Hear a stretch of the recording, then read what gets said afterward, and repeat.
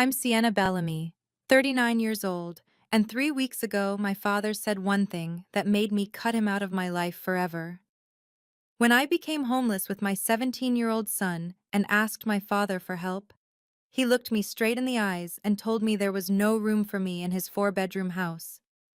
The same house where my 16-year-old half-sister has 3 bedrooms to herself, one for sleeping, one for her books, and one for her art.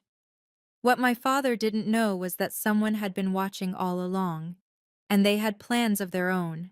Before I continue, please take a moment to like and subscribe, but only if you genuinely enjoy this story. Also, let me know where you're watching from and what time it is there. Now let me take you back 2 years to the day my husband walked out and my life started falling apart. 2 years ago, I had $45,000 in savings, a decade of experience as an interior architect, and what I thought was a stable life. Then Derek happened. My husband didn't just have an affair with his coworker, he didn't just pack his bags and disappear without a word. Before he vanished, he drained our joint savings account, every single penny, and left behind $28,000 in credit card debt with both our names on it. I had to pay that debt alone.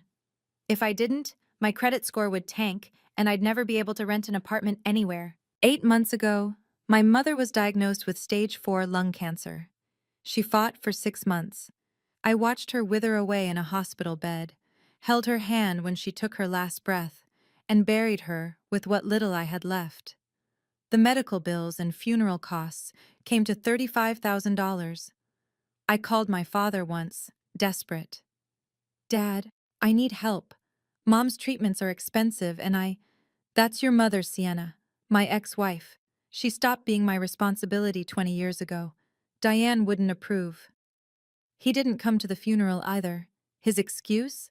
Olivia had a piano recital that weekend. 3 months ago, the design firm where I'd worked for 10 years filed for bankruptcy overnight. No severance. They still owed me 2 months of back pay, about $9,000. My lawyer said it could take 6 months to a year to see any of it, if ever. I applied for unemployment benefits immediately. They told me there was a processing delay, 6 to 8 weeks because of the complicated bankruptcy paperwork. I used what little cash I had left to pay rent for 3 months, praying I'd find another job. The interior design industry was frozen. No one was hiring. Then the eviction notice came. "Mom," Ethan said that night, still wearing his green Starbucks apron. "I asked my manager for more hours. She's letting me work weekends, too. We just need to save up for the deposit, right? How much more do we need?" I looked at my son, my 17-year-old son who woke up at 4:30 every morning to make coffee for strangers, and felt my heart crack. "Don't even think about dropping out of school," I told him. "Your SATs are more important. I'll figure something out." 2 years ago, I had everything. Now I had my ex-husband's debt, my mother's funeral bills, and a bankrupt company that owed me money. Life doesn't warn you when it decides to collapse. Ethan started working at Starbucks when my mother first got sick. He wanted to help. Insisted on it, actually. Now he was bringing in about $900 a month, which covered gas, our phone bills, and cheap groceries from Walmart. But a new apartment in Portland needed at least $4,000 up front for deposits and first month's rent. We were nowhere close. The thing is, my father's neglect didn't start when I became homeless. It started the moment he married Diane. I was 18 when I found out about the affair. I came home from school early and saw them through the living room window. My father and this woman I'd never seen before, kissing in our house, on our couch, while my mother was at work. My mother never recovered from that betrayal. She spent the next 20 years carrying that wound, and I watched it slowly hollow her out. When I graduated from college, my father didn't show up. Diane was pregnant with Olivia, and she needed someone with her at all times. When I got married, he gave us $500 as a wedding gift. When Olivia was born, he bought Diane a $15,000 diamond ring to celebrate. I still have his Facebook page bookmarked, not because I check it often, but because it's evidence of something I need to remember. Every photo is the same: Richard, Diane, and Olivia. Caption: My whole world. I don't exist in his world. I never have. I sent Olivia birthday presents every year. Not once did I receive a thank you. The night after my mother's funeral, Ethan sat beside me in the car, our home now, and asked the question I'd been dreading. Mom, did I do something wrong? Is that why Grandpa never calls me? I finally told him the truth. About the affair. About Diane. About how his grandmother spent 20 years heartbroken because of the man who was supposed to be his grandfather.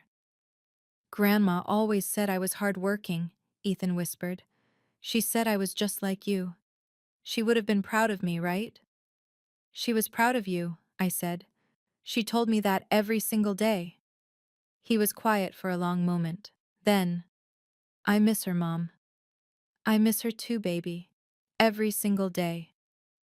We'd been sleeping in our car for 3 nights when I finally broke. Walmart parking lot. Space 247. I memorized that number because I stared at the faded paint every night, trying not to think about how we'd ended up here. Ethan's alarm went off at 4:30. I watched him sit up in the back seat, rubbing his eyes, his breath fogging in the cold morning air. He grabbed his Starbucks uniform from the plastic bag we used as a makeshift closet.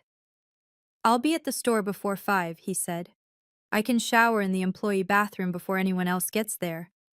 He thought I didn't know. He thought he'd hidden it well. The way he snuck into work early to clean up. The way he changed in the restroom stall. The way he never mentioned our living situation to his coworkers. He didn't want their pity. He didn't want to lose his job. I watched him drive away in the dark, and I saw what this was doing to him. The shadows under his eyes, the way his clothes hung looser on his frame, the small burn mark on his hand from the espresso machine that he brushed off as nothing. He was 17 years old, waking up before dawn in a car to go make coffee for strangers, then coming back to do homework under streetlights because we couldn't afford to keep the car running for the interior light. His SATs were in 2 weeks.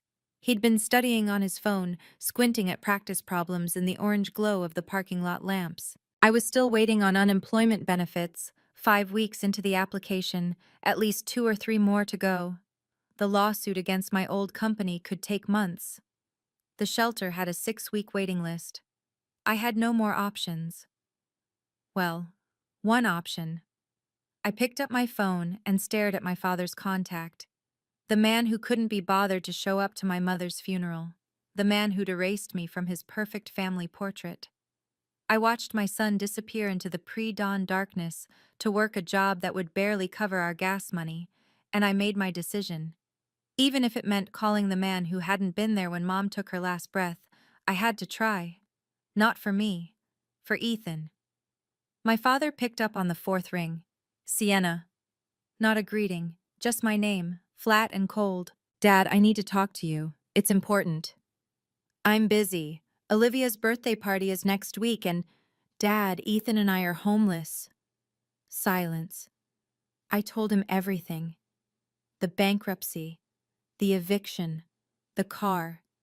I told him about Ethan working 20 hours a week while still going to school, waking up at 4 in the morning studying for his SATs under streetlights. We just need a place to stay for 2 weeks, I said.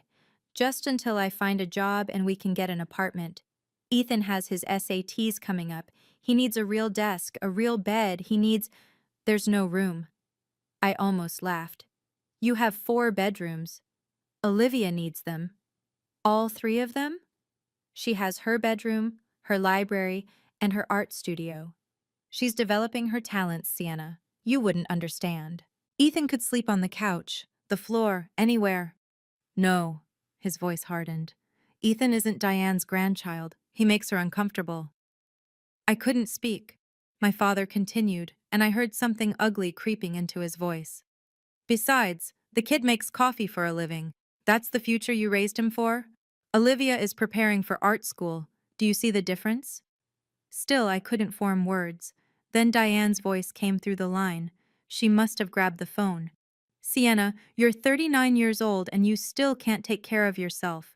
Your husband left you. Your mother died. Your company fired you. Maybe you should ask yourself if you're the problem. The line went dead. I sat in the driver's seat of my car, phone still pressed to my ear, listening to nothing. My father had just mocked my son for working, for helping our family survive, and Diane, the woman who destroyed my mother's marriage, had just told me that my mother's death was somehow my fault. I called back. My hands were shaking, but my voice came out steady, steadier than I expected. I wasn't finished, I said when my father picked up. Sienna, 4 bedrooms, Dad. Olivia needs. Ethan wakes up at 4 in the morning. Did you know that? Silence. He drives to Starbucks before 5. He showers in the employee bathroom because we don't have running water. He works 8 hours, then he does his homework in a parking lot. He's 17 years old. That's not my. You mocked him for working, for helping his family. I didn't mock. You said, the kid makes coffee for a living. Those were your exact words. My father's breath was heavy through the phone. I heard him struggling to find a response. Diane thinks it's best if. Diane. I let the name hang there. So Diane decides who lives in your house now? It's our house. Is it? Something shifted in his voice, a crack in the armor. What's that supposed to mean? It means I remember things, Dad. Things Grandma told me when I was little. About that house, about who it really belongs to. Don't. His tone turned sharp. Don't bring my mother into this. Why not? Does she know you didn't come to Mom's funeral? Does she know you're refusing to help your own granddaughter? Does she know you laughed at Ethan for having a job? My mother is 80 years old. She doesn't need to be bothered with. Then you better hope I don't need to call her. He hung up on me. I stared at the phone. My hands had stopped shaking. For the first time in 20 years, I'd pushed back. And I'd heard something in my father's voice that I hadn't expected. Fear. I didn't realize Ethan was awake until I heard him sniffle. He was sitting in the back seat, still in his Starbucks uniform. The green apron was stained with coffee, and there was a fresh red mark on his hand, another burn from the espresso machine. He must have gotten back from his shift while I was on the phone, and I hadn't even noticed. He'd heard everything. Mom, his voice cracked. Did Grandpa really say that? About my job? I turned around to face him. The parking lot lights cast orange shadows across his face, and I could see the tear tracks on his cheeks. Ethan, I work really hard. He was trying not to cry, but his shoulders were shaking. I wake up early. I do everything they ask. My manager says I'm one of the best baristas she has. I know, baby. Grandma. He stopped, swallowed. Grandma always said she was proud of me. She said working hard was nothing to be ashamed of. She said I was just like you. She did say that, every time she saw you. But Grandpa, he wiped his face with the back of his hand. He didn't even come to her funeral, Mom. He didn't help when she was sick. And now he's making fun of me for having a job while we're living in a car. I reached back and took his hand, the one with the burn mark. I know it hurts, I said. But listen to me. Your grandmother was proud of you. She told me that every single day. And the man who couldn't bother to show up at her funeral doesn't get to define your worth. Ethan was quiet for a long moment. Then he asked, Who's this grandma you mentioned on the phone? The one who told you things about the house? I hesitated. I'd never told him about his great-grandmother, never told him about the woman who actually owned the house my father lived in. But maybe it was time. That's your great-grandma, I said. Grandma Margaret. And I think it's time you knew about her. The next morning I called my father one more time. He answered with a sigh. Sienna, I already told you. I have one question. What? Does Grandma know? The silence that followed was different from before.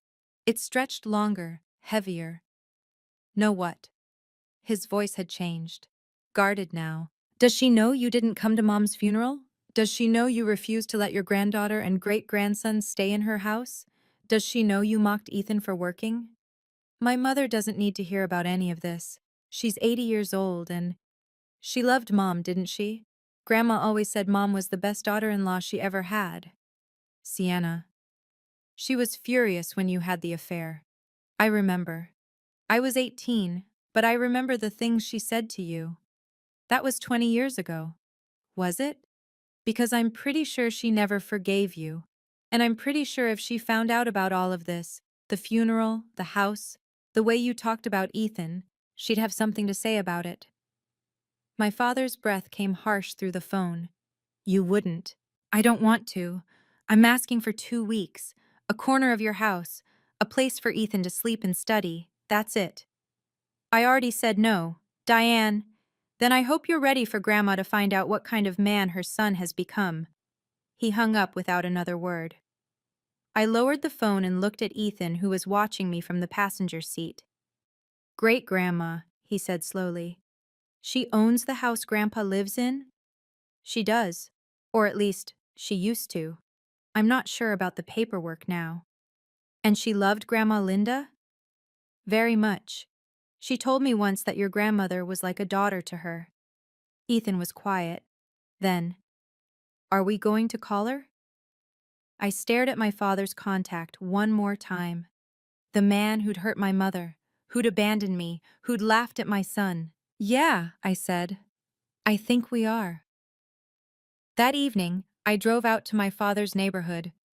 Ethan was asleep in the back seat, exhausted from another 8-hour shift. I parked on a side street, about a block away, where I could see the house without being seen. The colonial 2-story looked exactly as I remembered it. White siding, black shutters, a manicured lawn that Diane probably paid someone else to maintain. 2 luxury cars sat in the driveway, a Mercedes and a BMW. The porch light was on, casting a warm glow that made everything look perfect. Welcoming. What a lie. A memory surfaced. Me, 10 years old, walking through that house with Grandma Margaret. She'd held my hand and pointed to the crown molding, the hardwood floors, the bay window in the living room. This house is mine, Sienna, she'd told me. I let your father live here because he's my son. But it belongs to me. And someday when you're older, it'll be yours. I remembered asking why Dad didn't have his own house. Grandma had smiled, but there was something sad in it. Your father has always needed someone to take care of him. First me, then your mother. Now. She'd trailed off, shaking her head. Now Diane, I thought, finishing the sentence 29 years later. Another memory. Grandma sitting with my mother in this very house after the affair came out. Mom was crying, and Grandma was holding her hands. Linda, you are the best daughter-in-law I could have asked for. I'm so sorry my son did this to you. You deserve so much better. My mother had loved Grandma Margaret, and Grandma had loved her back more than she'd ever loved Diane. I stared at the house. 4 bedrooms, 3 of them dedicated to a 16-year-old's hobbies, and somewhere inside, my father slept comfortably in a home he'd never paid for, while his grandson slept in a parking lot. Did the house still belong to Grandma? Or had she signed it over at some point? I didn't know. But I knew someone who might. Uncle Thomas picked up on the second ring. Sienna? Is everything okay? It was the first time in months anyone had asked me that, and actually sounded like they meant it. Thomas was my father's younger brother, a real estate attorney who'd always been kind to me, even when the rest of the family pretended I didn't exist. He was also the only person from my father's side who had come to my mother's funeral. Uncle Thomas, I need to ask you something. About Grandma's house. Silence. Then, why? I told him everything. The bankruptcy, the eviction, the car, my father's refusal, the things he'd said about Ethan. When I finished, Thomas let out a long breath. Your father said that? About Ethan's job? He said the kid makes coffee for a living like it was something shameful. Ethan heard the whole thing. My God! Thomas's voice was heavy with disgust. That boy wakes up at 4 in the morning to help your family and Richard mocks him for it? Uncle Thomas, I need to know. The house. Is it still? Sienna, I have to tell you something. He paused, and I heard him close a door. Your grandmother was furious when Richard didn't show up to Linda's funeral. She called me that night, crying. She said, Thomas, I raised a monster. Linda was like a daughter to me, and my son couldn't even pay his respects. My throat tightened. She never forgave him for the affair, Thomas continued.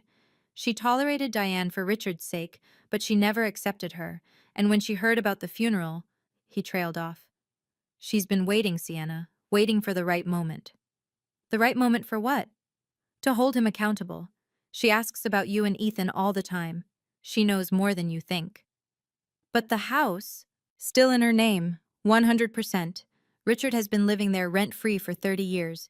He's never paid her a single dollar. My heart pounded. Call her, Thomas said. She'll want to hear this. And Sienna?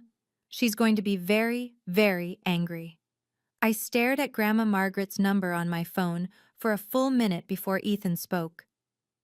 Mom, Uncle Thomas said Great-Grandma loved Grandma Linda. He said she asks about us. He was sitting up now, fully awake. Call her. I want to know about her. My finger hovered over the screen. I hadn't spoken to Grandma Margaret in over a year. Not because I didn't want to, but because every time I thought about calling, I felt like I'd be bothering her. She was 80 years old. She didn't need my problems. But Uncle Thomas's words echoed in my mind. She's been waiting. I pressed the call button. She answered after 2 rings. Sienna, is that you? Her voice was exactly as I remembered. Sharp, clear, no trace of frailty despite her age. Hi, Grandma. I'm sorry I haven't called in so long. Don't apologize. I know you've been through hell. A pause. I miss you, sweetheart. And I miss your mother. Linda was the best daughter-in-law I ever had. Did you know I still have her photo on my nightstand? I couldn't speak. Tears were already streaming down my face. Grandma, Thomas called me. He told me what's happening. He told me what Richard said. Of course he had. Grandma, I didn't want to burden you with... Burden me? Her voice hardened. My grandson refuses to help his daughter and great-grandson while they're living in a car? He didn't come to Linda's funeral? And he mocked that boy for working? Ethan, I managed. His name is Ethan. I know his name. Linda talked about him constantly. She said he was the hardest working young man she'd ever met. She was so proud of him, Sienna, so proud. Ethan was crying now too, silently, listening to every word. Grandma, I don't know what to do. We don't have anywhere to go and Dad won't... Listen to me. Her voice cut through my rambling. Richard doesn't own that house, I do. He's been living in my house for 30 years without paying me a penny, and he has the audacity to turn away my great-granddaughter, to laugh at my great-great-grandson for having a job. I heard her take a breath, steadying herself. When is that girl's birthday party? Olivia? Next Saturday, why? Because I'm going, and so are you, and so is Ethan. Grandma, Dad didn't invite us. I'm inviting you. I'm the owner of that house. My invitation is the only one that matters. Did you hear that? When Grandma said she still keeps my mother's photo on her nightstand? For 20 years, I thought I was alone in this family. I thought everyone had forgotten about my mom, about what my father did to her, about how she spent 2 decades carrying that heartbreak. But Grandma never forgot. She never stopped loving her. And when she heard about Ethan, about how hard he works, about how my father laughed at him, her voice changed. I'd never heard her so angry. What do you think she's planning? What's going to happen at that birthday party? Let me know in the comments what you think is coming. And if you're still with me, hit that like button so I know you're here. We're about to get to the part I'll never forget. Now, let me tell you about the day of the party. 3 days before Olivia's sweet 16, Grandma called again. You're coming to the party, she said, no question in her voice. Both of you. Grandma, Dad will make a scene. He'll try to throw us out in front of everyone. Let him try. I don't have anything to wear. Neither does Ethan. We've been living in our car for... I know. I've already spoken to Thomas. He's bringing clothes for both of you. Something simple, something dignified. You're not going there to impress anyone, Sienna. You're going there because I asked you to. I hesitated. Why? Why do you want us there so badly? Because I want to see my great-great-grandson. Linda told me so much about him. She said he was special, and I believe her. Grandma's voice softened for just a moment. And because that boy needs to know his grandmother would have been proud, I want to tell him myself. My chest ached. Grandma, Ethan's nervous. He's afraid Grandpa will humiliate him again. Then tell him what I told you. I'm the owner of that house. Richard lives there because I allow it. If anyone tries to humiliate my family and my home, they'll answer to me. The day before the party, Uncle Thomas dropped off the clothes. A simple navy blue dress for me, wrinkled but clean, borrowed from a shelter donation program which he'd quietly arranged. A white button-down shirt for Ethan, borrowed from one of Thomas's younger colleagues. Ethan tried it on in the car, checking his reflection in the rearview mirror. "Do I look okay?" he asked. "You look perfect." He tugged at the collar. I asked my manager to switch my shift so I could have the day off. She said yes. She even wrote me a letter. A letter? A recommendation letter. For college applications. She said I'm one of the most dedicated employees she's ever had. He paused. I wanted to show Great-Grandma, so she knows I'm not what Grandpa said I am. I reached over and straightened his collar. She already knows, Ethan, but I think she'd love to hear it from you. The party was everything I expected, and nothing I was prepared for. Ethan and I pulled up to the house in our beat-up Honda, the same car we'd been sleeping in for weeks. The contrast was almost laughable. Luxury cars lined the driveway. Mercedes, BMWs, a Lexus SUV. The lawn had been freshly manicured, and through the wrought iron gate, I could see the backyard transformed into something out of a magazine. Pink and white decorations everywhere. String lights draped between the trees. A massive banner reading, "Happy Sweet 16 Olivia," hung across the back of the house. Round tables covered in white linen, a tiered cake, a DJ booth. 50 people, maybe more, milling around in cocktail dresses and tailored suits. And there we were, me in my borrowed navy dress, slightly too big, Ethan in a white shirt borrowed from a stranger, his hands still showing faint burn scars from the espresso machine. We didn't belong here. Everyone would know it the second they looked at us. "Mom?" Ethan's voice was tight. "Are you sure about this?" "Great-Grandma asked us to come. That's all that matters." We walked through the gate. It took about 30 seconds for someone to notice us. Then the whispers started. I saw my father across the yard, laughing with a group of guests, a champagne flute in his hand. He was in his element, charming, polished, the perfect host. Then his eyes swept toward the entrance and landed on me. His smile vanished. He said something to the guests and started walking toward us. Diane appeared beside him almost immediately, her face twisted with barely concealed rage. "What are you doing here?" Diane hissed as they approached. "And why did you bring him?" I kept my voice calm. "Grandma Margaret invited us. She has no right to invite anyone to our house." I looked at Diane, really looked at her. "Your house?" I said quietly. "Are you sure about that?" Before she could respond, we all heard it. A car door closing. Footsteps on the pavement. I turned toward the gate. Grandma Margaret had arrived.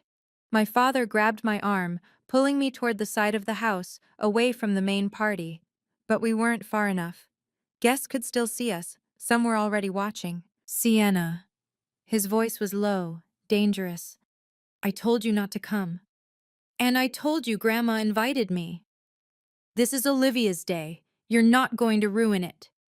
Diane stepped closer, her heels sinking into the grass.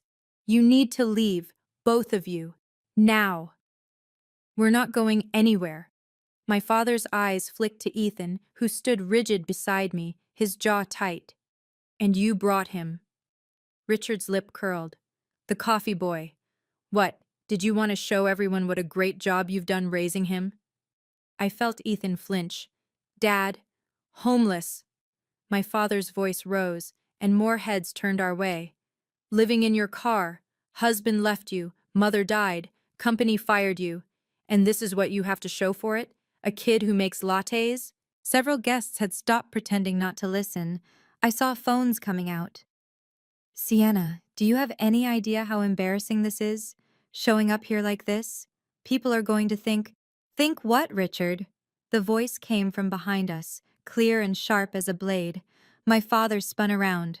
Grandma Margaret stood at the edge of the patio, a worn leather briefcase in her hand. She was small, barely 5 feet tall, but the way she held herself made her seem larger. Behind her, Uncle Thomas had materialized, his expression carefully neutral. The entire party had gone silent. Even the DJ had stopped the music. Mom. My father's voice cracked. What are you doing here? Grandma didn't answer him. Instead, she walked straight past him, past Diane, past the gawking guests. She stopped in front of me and pulled me into her arms. My girl, she whispered. I'm so sorry I wasn't there sooner. Then she released me and turned to Ethan. And you. Her eyes swept over him, the borrowed shirt, the burn scars on his hands, the exhaustion written in every line of his young face. You're Ethan, Linda's great-grandson. Ethan nodded, unable to speak. Grandma took his hands in hers. Your grandmother told me everything about you. She said you were the hardest worker she'd ever known. She said you woke up before dawn to help your mother. She said you never complained, not once. Tears were streaming down Ethan's face. She was so proud of you, Grandma said, loud enough for everyone to hear. And so am I. The silence that followed was deafening. 50 people stood frozen in that perfect backyard, champagne glasses suspended mid-sip, conversations abandoned. Every eye was fixed on the small, silver-haired woman who had just walked into the party like she owned the place. Which, I was beginning to understand, she did. Grandma released Ethan's hands and turned to face my father. Richard, her voice carried across the yard without her raising it. Would you like to explain something to me? My father's face had gone gray. Mom, this isn't the time. You didn't come to Linda's funeral. A gasp rippled through the crowd. Linda was married to you for 18 years. She gave you a daughter. She loved you despite everything you did to her. And when she died, you couldn't be bothered to pay your respects because Olivia had a piano recital? I saw guests exchange glances. Whispers started up again. Mom, please. I'm not finished. Grandma took a step toward him, and I watched my father, 64 years old, 6 feet tall, actually step back. Your granddaughter and great-grandson have been living in their car. Did you know that? Sleeping in parking lots. Ethan wakes up at 4 in the morning to go to work, then studies for his SATs under streetlights. And you refuse to help them? There wasn't room. There wasn't room? Grandma's voice finally rose, sharp and cutting. In a 4-bedroom house? Your stepdaughter has 3 bedrooms for her hobbies, and you told your own flesh and blood there wasn't room? Diane stepped forward. Margaret, with all due respect, I'm not speaking to you. Diane's mouth snapped shut. And another thing. Grandma turned back to Richard. Thomas told me what you said about Ethan, about his job. My father's face went from gray to white. You mocked that boy. You laughed at him for working, for helping his mother survive. Grandma's voice trembled with barely contained fury. That child has more dignity in his little finger than you've shown in your entire life. The whispers had become a steady murmur now. I could hear fragments drifting across the yard. Didn't go to the funeral? Living in a car? Really? Mocked the kid for having a job? My father's carefully constructed image was crumbling in real time, and everyone was watching it happen. Mom. Richard's voice had taken on a pleading note. can we talk about this privately? Please? Privately? Grandma laughed, but there was no humor in it. You humiliated Sienna and Ethan publicly. You mocked that boy in front of his mother. You told your daughter she wasn't welcome at her own sister's birthday party. Why should you get the courtesy of privacy? This is my house. No, Richard, it isn't. The murmurs stopped. The silence was absolute. Diane stepped forward, her face flushed with anger. Now wait just a minute. This is our home. We've lived here for 30 years. Grandma's voice was ice. You've lived here for 30 years, rent-free, in a house that belongs to me. That's not, Diane started. Be quiet. Grandma didn't even look at her. You're the woman who broke up my son's first marriage. You don't get to speak to me about what's fair. The crowd erupted in whispers again. I saw several people filming now, phones held up openly. A young voice cut through the noise. Dad? What's going on? Olivia had appeared at the edge of the gathering, her sweet 16 tiara slightly askew.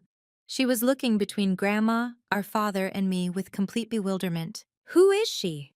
Olivia pointed at me. Why is everyone saying she's your daughter? My father opened his mouth, closed it, opened it again. He had no answer, because the answer was too ugly to say out loud. He had spent 16 years pretending I didn't exist, and now his perfect illusion was shattering in front of everyone he'd been trying to impress.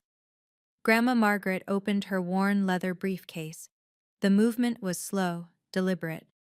Every person in that backyard watched as she pulled out a stack of papers and held them up for everyone to see. This is the deed to this house, she said, her voice carrying clearly across the silent crowd. Registered in my name, Margaret Elizabeth Bellamy. It has never been transferred, it has never been sold, this house belongs to me. My father's face went completely white. Mom, you promised this house would be mine. I said it would be yours when you deserved it. Grandma's eyes were hard as flint. Do you deserve it, Richard? After everything you've done? You cheated on Linda. You abandoned your daughter. You didn't come to your ex-wife's funeral. You refused to help Sienna when she was homeless. And you mocked your own great-grandson for working. She let each accusation land like a blow. You've been living in my house for 30 years, rent-free, while behaving like this. Do you truly believe you deserve to own it? Uncle Thomas stepped forward. His voice was calm, professional. A lawyer delivering facts. I'm a real estate attorney. I can confirm that this property remains solely in our mother's name. Richard has no legal claim to it. He's been permitted to live here as a guest. Nothing more. The crowd had begun to disperse now, some people backing away, others clustering in small groups to whisper.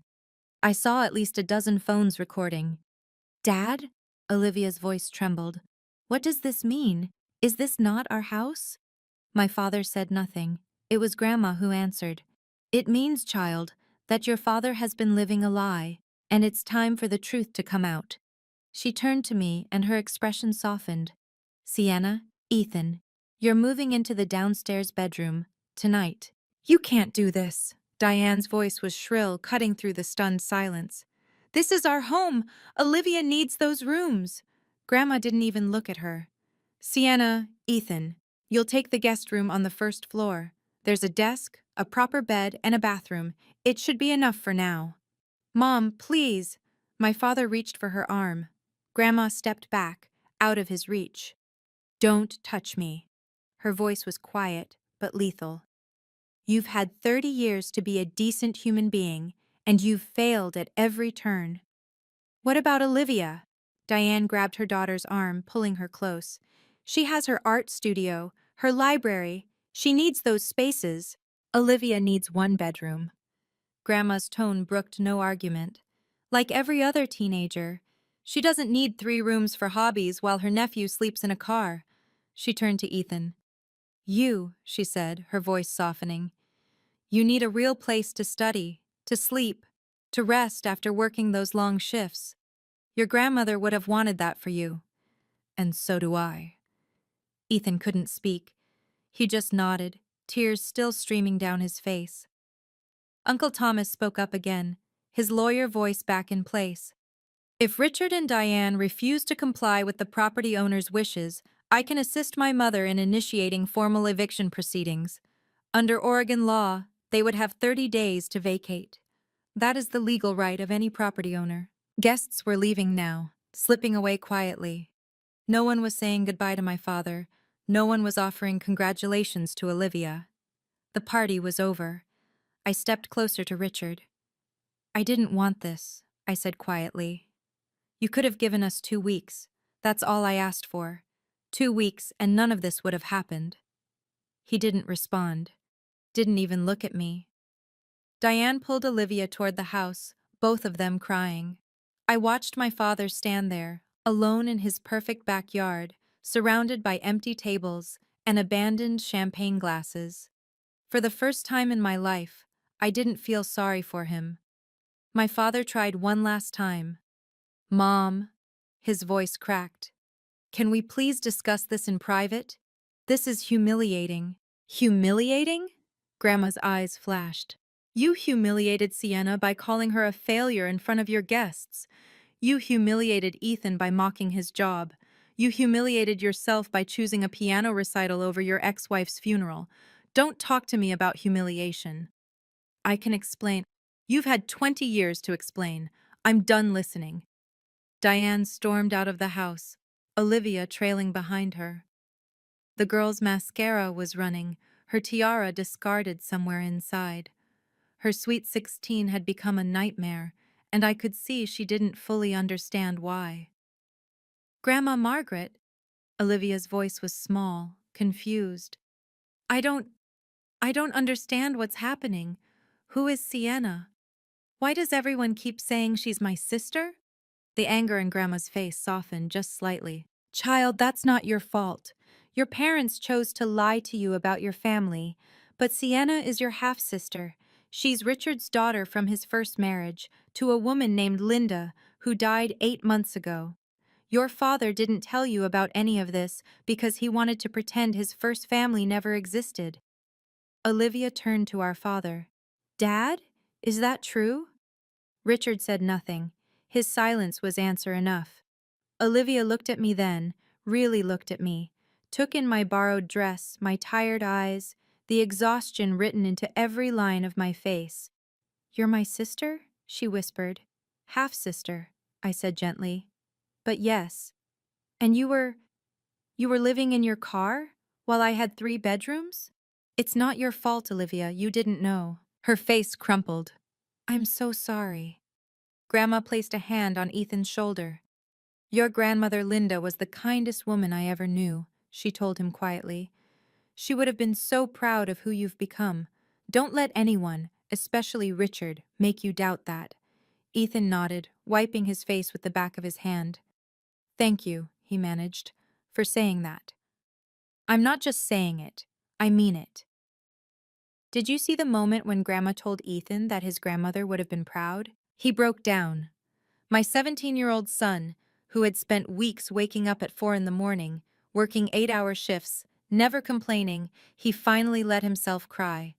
Because for the first time since my mother died, someone from my father's family acknowledged him, told him he mattered, told him his grandmother's love wasn't forgotten. And Olivia. She had no idea about any of this. She didn't know I existed. She didn't know our father had skipped a funeral for her piano recital. She was just a kid caught in the middle of her parents' lies. Here's my question for you. Should I forgive my father? After everything he's done? Or are some boundaries necessary for survival? Tell me what you think in the comments, and if you want to hear how this ends, stay with me. We're almost there. The party was completely over. The last guests filtered out through the gate, many of them pausing to squeeze my hand or pat Ethan on the shoulder as they passed. A few women I'd never met hugged me, murmuring words of support. I had no idea Richard had another daughter, one of them said, shaking her head.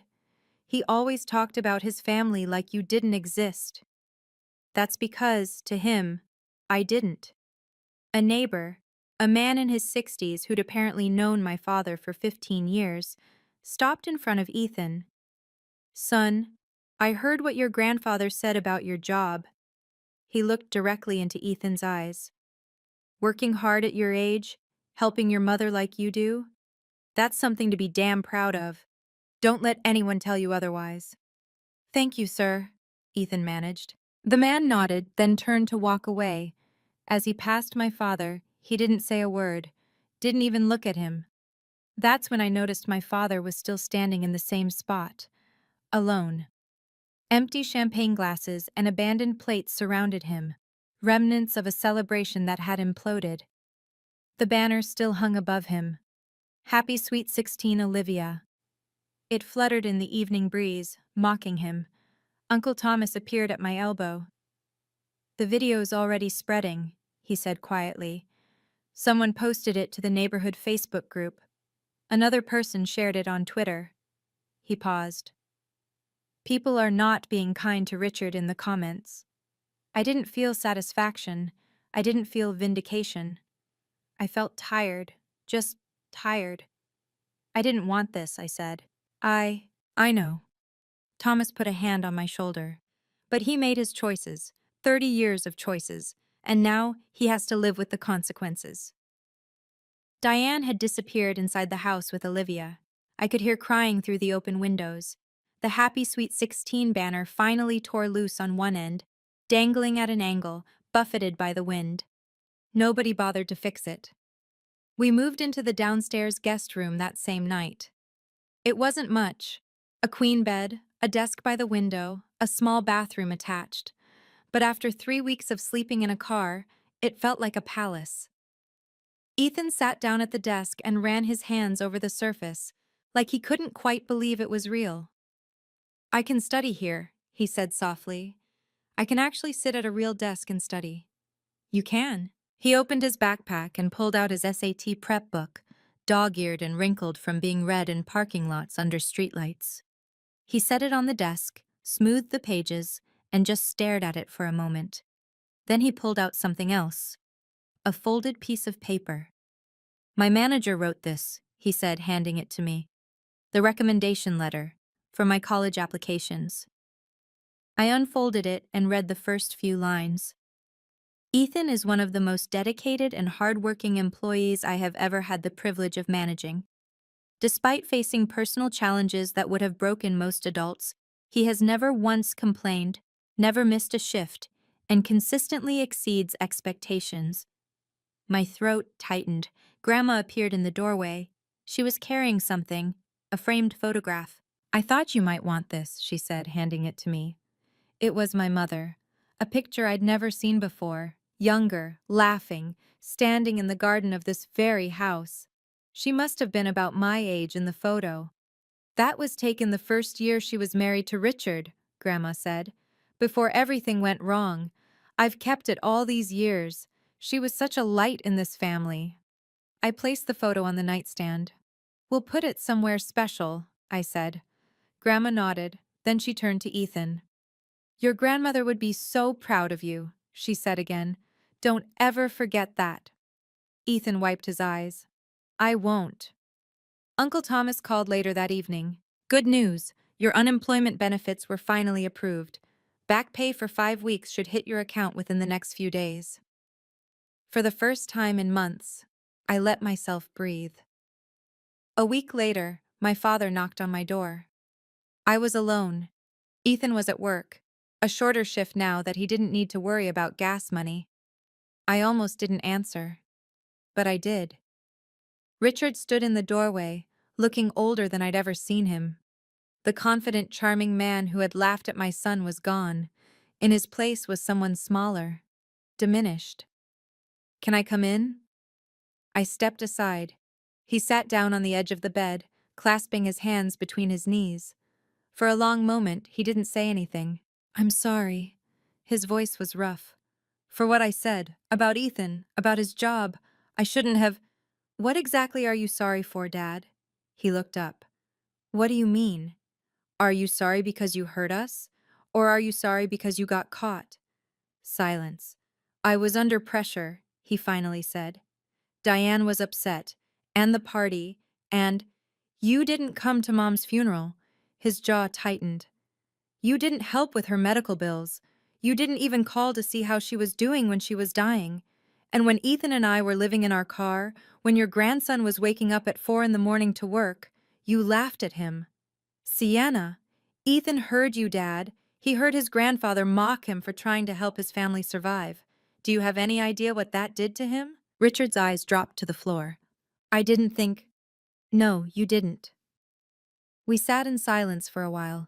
Then he asked the question I'd been dreading. What do you want from me? And there it was. Not I'll change, not I'll do better. Just, what do you want? He still didn't get it. I don't want anything from you, Dad. I just want you to understand why I can't pretend everything is okay. He nodded slowly. Started to say something. Stopped. Then he stood up and left without another word. 3 weeks after the party, everything started to fall into place. I got a job offer. A small interior design firm in the next town over. Not my old salary, but enough. Enough to rent a one-bedroom apartment for me and Ethan, enough to start over. Enough. The unemployment back pay came through. $3,200.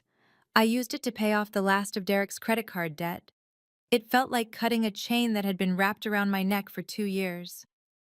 Ethan took his SATs. When the scores came back, he was in the top 15% nationally.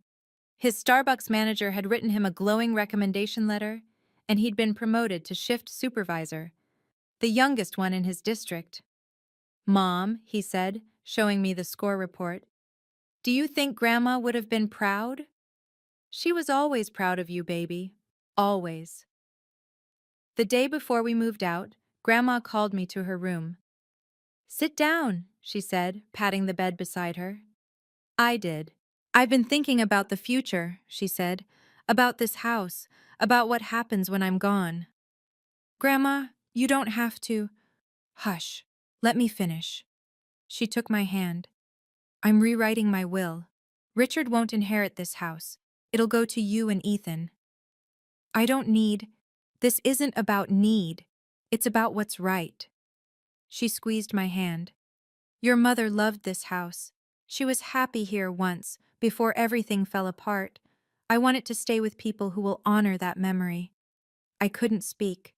You've been through so much, Sienna. Derek, your mother, the bankruptcy, Richard's cruelty, all of it. But you never gave up. You never let it break you. She smiled, her eyes bright with tears. Linda would be so proud of the woman you've become. I hugged her then, this tiny, fierce woman who had stood up for me when no one else would. Thank you, I whispered, for everything. Thank me by living a good life, she said. That's all I ask. The day I moved out, I sent my father one final message. Dad, I want you to know that I don't hate you. I spent too many years hoping you'd change, hoping you'd see me, hoping I could earn a place in your new family. I'm done hoping. Grandma gave us a roof when you wouldn't. She told Ethan he was worth something when you mocked him. She remembered Mom when you couldn't even show up to her funeral. I'm not cutting you off out of anger.